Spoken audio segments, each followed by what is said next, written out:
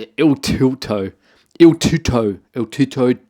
don't even know how we say it. All right, blokes. If you're anyone out there that has a missus that is currently pregnant, you'd know exactly what the heck is behind me right now and what brand it is, because it's the only thing that seems to be going through the woman's eyes when it comes up into terms of pregnancy and stuff like that and buying stuff for your nursery. I'm in this stage right now.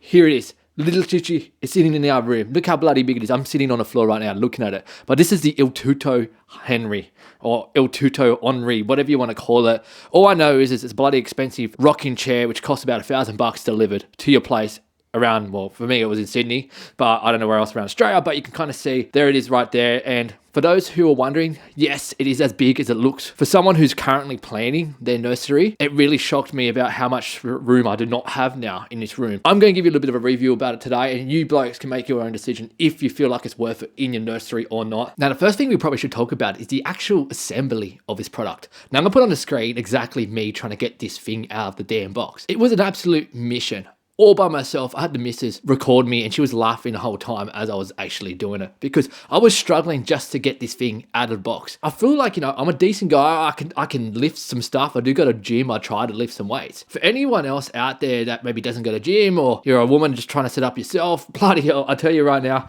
it was a shocker to get out of the box. And on top of that, when it came to actually building it itself, it's not a one person job really. Like I had to get the wife to help me just to get certain things in and the whole things in certain place. Yes, it's like you kind of just snap these arms in and you snap the back part in, but like just getting things around and maneuvering it was hard enough as it is. Now, if we talk about color, we got the eggshell version of the Henry Lounge. There was all these different ones you can get. This is one where it's got these little fluffy little ball things on it. Thought about it for a second. Looked bloody awesome. But when you came down to clean it, looked at the missus and the missus just shook her head. It's just like, no, we're not going to try to clean that. Because I could just imagine the spew or anything else coming from the kid. And then all of a sudden you're trying to clean it off this ball looking material. But yes, this is the eggshell version of this lounge. There's so many different other hits. I'll chuck them up on the screen. There was a grey version as well. Personally, I didn't think the grey version is as nice. One of the big craziest things I see when it comes to actually looking for these rocking chairs, it's the fact that they're basically all white or even like a light grey. There's no other real colours out there. It's got a nice material. It's got like a nice sort of textured linen kind of looking feel to it. Can't complain. I think it looks nice. Now, the next thing we obviously need to talk about is the actual how much this thing reclines. So on the right hand side over here, there's this little recliner thing, but this is me flipping this up, and as you can see, it gets back a bit far, and look, looks pretty comfortable and stuff like this. What I heard from a lot of people is having a electric chair like this helps the women when obviously the baby's born, because apparently the abdominals have issues and it makes it hard with those manual ones when you gotta push your legs back and try to get it in. And you can see when you go to these baby expos, it does get a little bit hard with some of the chairs out there to actually kick the legs back all the time, especially for blokes as well. I was trying it myself and I was like, this is a bit weird, but hey, yeah, it does its job. It comes up a little bit slow, slow and steady wins the race. But what probably one of the benefits is when you got the bubba with you, when you got to put it back down and put it back into the cot after, you've got back to sleep, you don't have to go back and forth and try to kick stuff off. And you know what? It's actually not too hard to get off. And as you can see, got a nice little bit of a rock to it, nice and easy to do, not much effort involved. We're sitting on quite thick carpet right here, and it just works a charm. It's got kind of like a little metal base underneath it, and it just kind of does what it needs to do. Now, as you can see, this is actually the lounge not fully reclined, quite far back. I don't know how many other people would want to go much further back.